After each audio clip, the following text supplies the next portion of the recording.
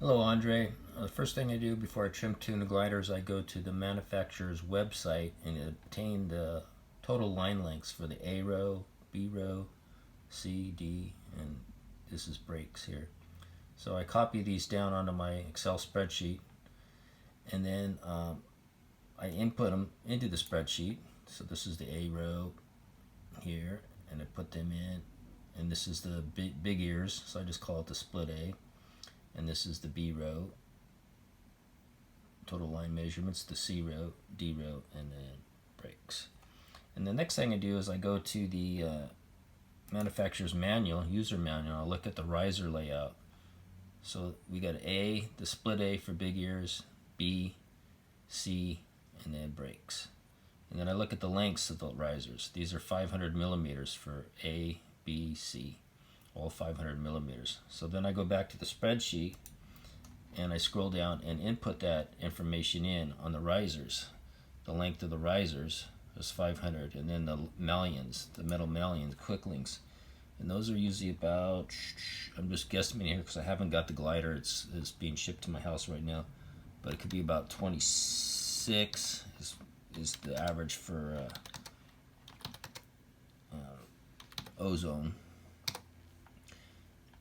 And then once I put that in, it gives me the total of 526 for each riser leg. And then I'll actually measure the risers, the right side and the left side, so that we can take that into consideration. I'll fill in the general information on the paraglider, the client or pilot, the brand, Ozone Buzz Z5, the size, and then the tolerances. There's different tolerances for laser offset. This is if your target on your laser measuring device is a little bit of a distance away from your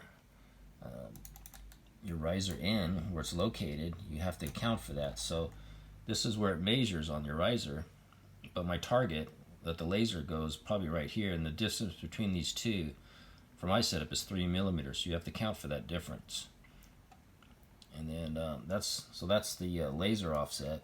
The next offset you have to take in consideration is the cloth tab. So there's a cloth tab.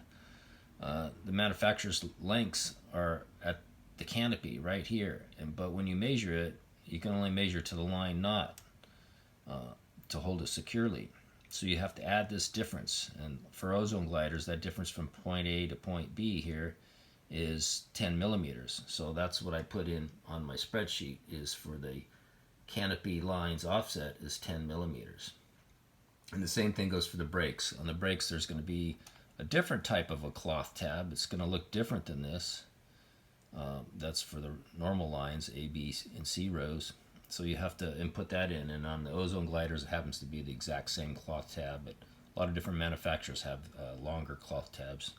Some like 40 millimeters. So anyhow, this one has, on its brakes offset, is going to be 10 millimeters as well. And so with those inputs in, and then I label the risers A, and then an A with a little slash for the split A, B, C, and D. And then I'll measure them. And then I transport, I have to look now at the line diagram for the glider and how it's laid out. So the A row here has got, you can see my cursor moving around, maybe not. You can kind of see it.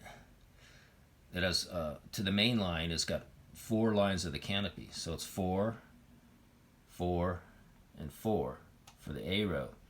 And the B row is the same, and as well as the C row. This goes 4, 4, 4, and then same thing with the D row. It's the same. There's 4 lines at the canopy,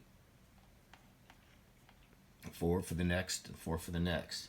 And so what I'll do is I'll go to, and then the stabilo line on this one happens to be attached to the last C row, C line.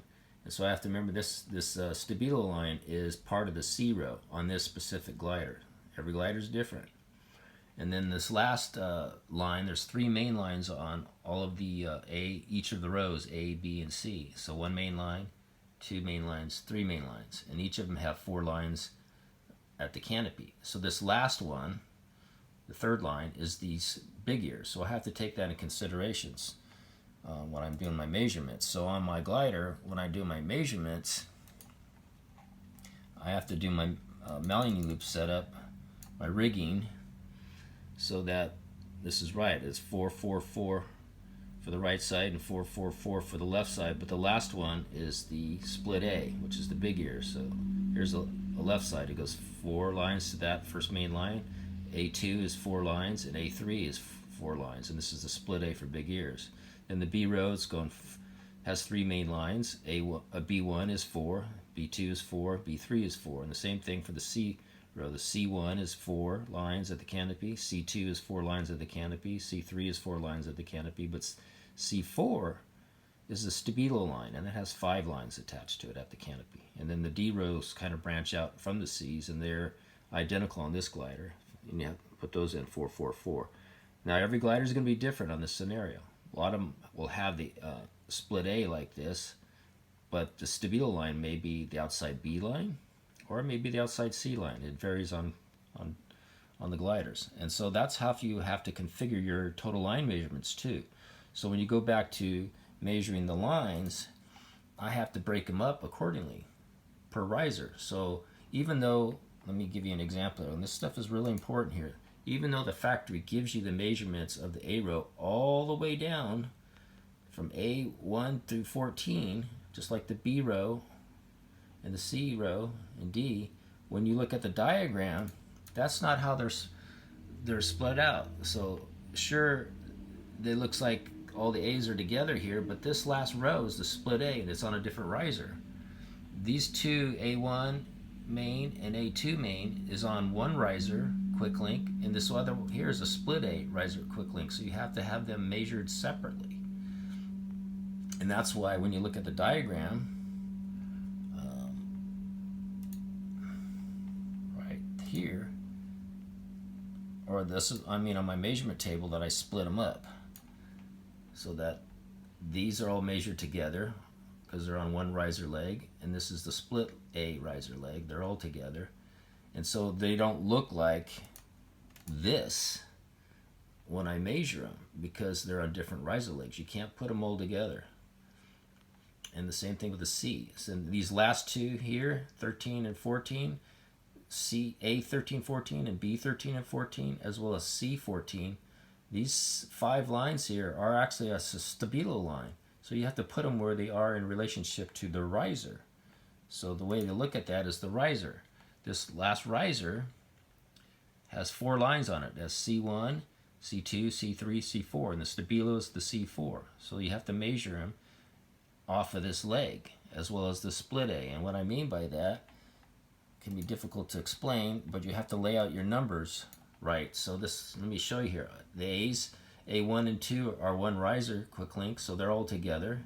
And then A3 main line goes to lines 9 through 12. So if you look back at the diagram, here's 9 through 12. That's this big ear one. So these A1 through 4, 5, 6, 7, 8 are all on one riser leg, but the split A is on a separate one. And then the same thing, and then when you go to the B row, it has its own riser, so that entire row for the B is all together. So these are all together, except for the last two, 13, 14, have to go over here to the C row because that's the stabilo line. So here's the stabilo line. It was A1 through C1 through 14, but as you look here, when I get to 12, I make the distinction because these last 5 lines are the stabilo. So I have listed as A13, A14, B13, B14, and C14. And the way that coincides with being on the C rows, you have to go back to the diagram.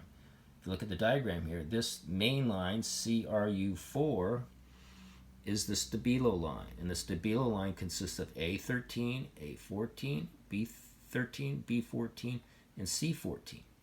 Those are all on the C riser, the last line, the last main line. So that's why they have to be laid out like this on your spreadsheet.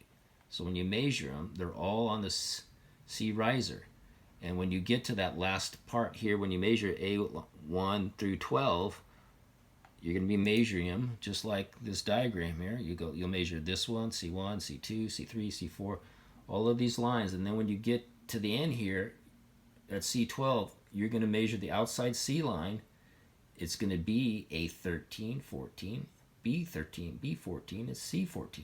Even though you are in the C row, that's the order that I measure them, because that's how they're laid out on the glider. And that way your results will all come out correctly.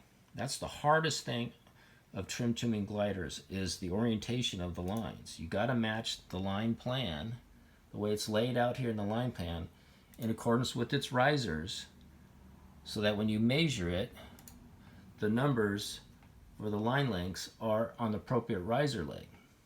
So this is the main A riser, this is the split A, this is the B's, and this is the C's, but it also includes the stabilo lines. Even though they have different designations, they say A13, A14, B13, B14, and C14, these are all on the C row of the riser. They're all on, let me get you the picture, they're all tied to this riser here, this where the quick link is. That's what those lines are, so they have to be measured all together because they're all attached to that one riser, and so on and so forth. So that's the hardest thing. Once you get that down, everything else ends up hunky-dory when you get the results, and your reports end up coming out correctly when I make my reports. Of course, I don't have the results here because I haven't measured yet, but that's the gist of it all.